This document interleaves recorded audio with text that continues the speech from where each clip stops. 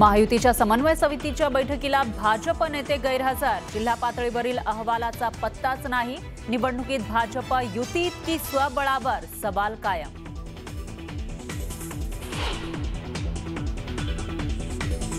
निवडणूक आयोगाची पत्रकार परिषद पाहून तळपायाची आग मस्तकात गेली। आता 100% खात्री पटली की निवडणूक आयोग सत्ताधाऱ्यांच्या हातचा बाहुला आहे। राज ठाकरेंचा संताप।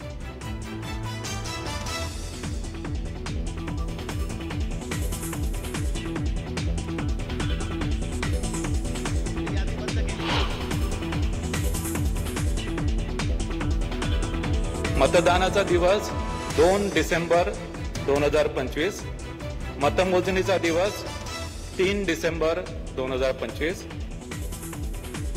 मतदार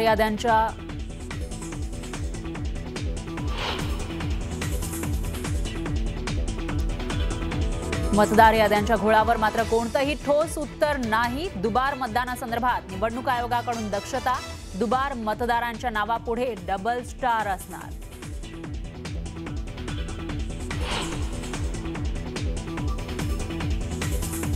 मवियासह मनसेच्या शिष्टमंडळानं घेतली केंद्रीय निवडणूक आयोगाची भेट। आमचा पूर्ण भ्रमनिरास झाला।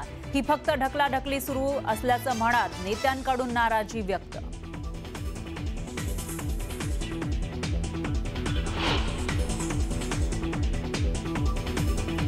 सरकारला दगाबाज रे म्हणत उद्धव ठाकरेंचा उद्यापासून 4 दिवस मराठवाडा दौरा। अतिवृष्टीनं नुकसान झालेल्या शेतकऱ्यांना नुकसान भरपाई मिळाली की नाही याचा घेणारा आढावा।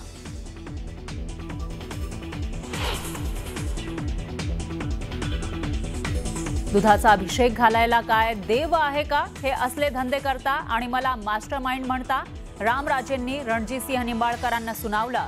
तर डॉक्टर तरुणीच्या आत्महत्या प्रकरणी सखोल तपास करण्याची ही मागणी। पुणे पुन्हा हादरलं। शहराच्या मध्यवर्ती भागामध्ये दिवसा ढवळ्या 17 वर्षीय तरुणाची कोयत्यानं वार करत हत्या। 3 अल्पवयीन आरोपींना पोलिसांकडून अटक। पुढील तपास सुरू।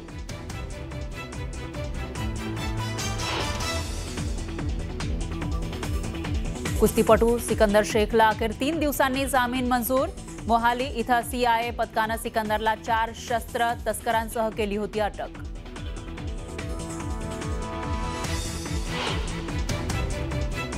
आणि डोंबिवलीमधील शास्त्रीनगर रुग्णालयामध्ये रुग्णाच्या नातेवाईकांचा पुन्हा गोंधळ।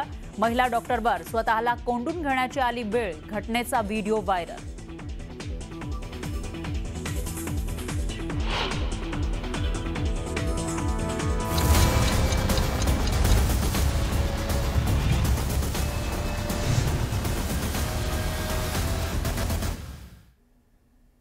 नमस्कार, मी फराह खान। तुम्ही बघता महाराष्ट्राचा number 1 Marathi news channel news 18 Lokmat आणि प्राईम टाइम बुलेटिन मध्ये पुढच्या तासाभरात आपण आज दिवसभरातल्या सर्व महत्त्वाच्या घडामोडी पाहणार आहोत।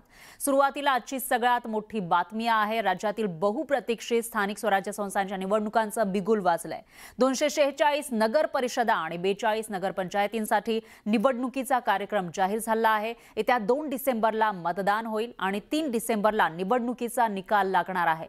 या निवडणुकीमध्ये सर्वच राजकीय पक्षांची ताकद पणाला लागणार आहे। निवडणुकीसाठी आजपासून आचारसंहिता लागू झाली आहे। अर्ज करण्याची शेवटची तारीख 17 नोव्हेंबर आहे। तर अर्ज मागे घेण्यासाठी 21 नोव्हेंबर पर्यंत वेळ दिला जाणार आहे। अशा पद्धतीचा हा कार्यक्रम आज जाहीर करण्यात आला आहे।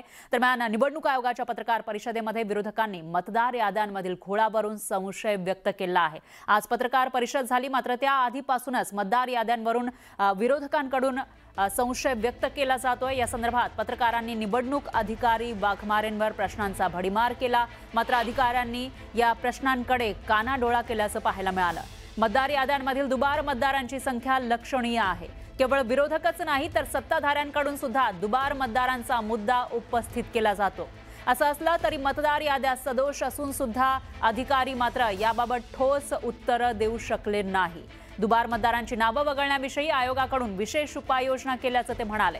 मात्र ही वेळखाऊ पद्धत आहे। निवडणुकीपूर्वी मतदार यादी स्वच्छ होणं शक्य नसल्याची आता विरोधकांकडून टीका होऊ लागली आहे। एकूणच मतदार याद्यातील घोळाबाबत उपस्थित करण्यात आलेल्या प्रश्नांना निवडणूक आयोगानं गोल गोल उत्तर देत वेळ मारून नेल्याचं पाहायला मिळालं। त्यामुळेच नगर परिषद आणि नगरपंचायतीच्या निवडणुकीमध्ये दुबार मतदार याद्यांचा मुद्दा आगामी काळात तापणार आहे।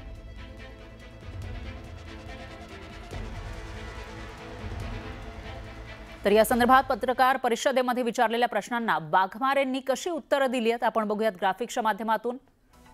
निवडणूक आयोगाला हे प्रश्न विचारण्यात आले। दुबार मतदान रोखण्यासाठी काय करणार असा सवाल विचारला, त्यावर उत्तर होतं दुबार मतदारांसमोर डबल स्टार हे चिन्ह दिलं जाणार। त्यांचं नाव डबल असेल, त्यांना डबल स्टार असं चिन्ह त्यांच्या नावासमोर दिलं जाणार आहे। दुसरा प्रश्न आहे दुबार मतदान रोखण्यासाठी काय करणार, हाच प्रश्न पुन्हा एकदा विचारण्यात आला। त्यावर उत्तर होतं दुबार नोंदणी असलेल्यांशी संपर्क साधणार, म्हणजे हजारो नावं येतात त्या सगळ्यांशी संपर्क साधला जाणार असं निवडणूक आयोग म्हणतंय। त्याचबरोबर दुबार मतदान रोखण्यासाठी आणखी प्रश्न विचारल्यावर दुबार नोंदणी असणाऱ्यांना एकच मतदान केंद्र असेल असं सुद्धा निवडणूक आयोगाकडून सांगण्यात आलेलं आहे। आणि पुढचा प्रश्न होता मतदार यादीवरून विरोध होतोय, मग निवडणुकीची घाई का केली असा प्रश्न विचारण्यात आला आणि त्यावर दुबार तिबार मतदारांबाबत विशेष उपाययोजना केल्या जातील असं उत्तर निवडणूक आयोगाकडून देण्यात आलं आहे। पुढचा प्रश्न लोकसभा आणि विधानसभा निवडणुकीमध्ये दुबार मतदान झालं का, हा प्रश्न जो राज्यामधील प्रत्येक जण विचारतोय तोच प्रश्न आज पत्रकारांनी विचारला होता। त्यावर उत्तर आलं या संदर्भात आम्ही भाष्य करणार नाही, हे निवडणूक आयोगाचं उत्तर होतं। त्याचबरोबर इतरही प्रश्न विचारण्यात आले आणि याच्यामध्ये आयोगावर राजकीय दबाव असल्याचा विरोधकांचा आरोप असल्याचं सांगण्यात आलं। त्यावर आयोग कुणाच्याही दबावाखाली काम करत नाही असं उत्तर आयोगाकडून देण्यात आलेलं आहे। आणि अशा पद्धतीने आजच्या पत्रकार परिषदेमध्ये निवडणूक आयोगानं या प्रश्नांची उत्तरं दिली आहेत। त्याच्यामुळे गोल गोल उत्तरं एक प्रकारे दिली जात आहे, समाधान नाहीये का असा सवाल उपस्थित होतोय। दरम्यान आजच्या पत्रकार परिषदेमध्ये पत्रकारांनी जे अधिकारी आहेत निवडणुकीचे त्यांच्यावर प्रश्नांचा भडीमार केला, ते पाहूया। सत्ताधारी पक्ष सोडले तर सगळे सर्वपक्षीय पक्षांचा विरोध असताना मतदान घेण्यासाठी एवढी घाई का? जोपर्यंत पारदर्शकता येत नाही, मतदार याद्यामध्ये दुबार मतदार आहेत, तिबार मतदार आहेत, एका ठिकाणी एका घरामध्ये 40-45 लोकांनी मतदान केलं, असं असताना मग घाई का मतदान घेण्याची? एका घरामध्ये 40पेक्षा जास्त मतदार नोंदले गेलेले आहेत, चुकीचे पत्ते आहेत। तुम्ही हे मान्य करता का की यापूर्वी ज्या निवडणुका झालेल्या आहेत, लोकसभेच्या असू द्या विधानसभेच्या असू द्या, त्यामध्ये सुद्धा हे दुबार मतदार होते आणि त्यांनी मतदान केलंय, यात निवडणूक आयोगाची चूक आहे? नाही, लोकसभा विधानसभा निवडणुकीच्या बाबतीत मी काही कॉमेंट्स करणार नाही। दुबार मतदारांच्या बाबतीत तुम्ही म्हटलात की आम्ही त्यांना चिन्हांकित करणार आहोत, डबल स्टार देणार आहोत, त्याची काही संख्या आपल्याला ठाऊक आहे का?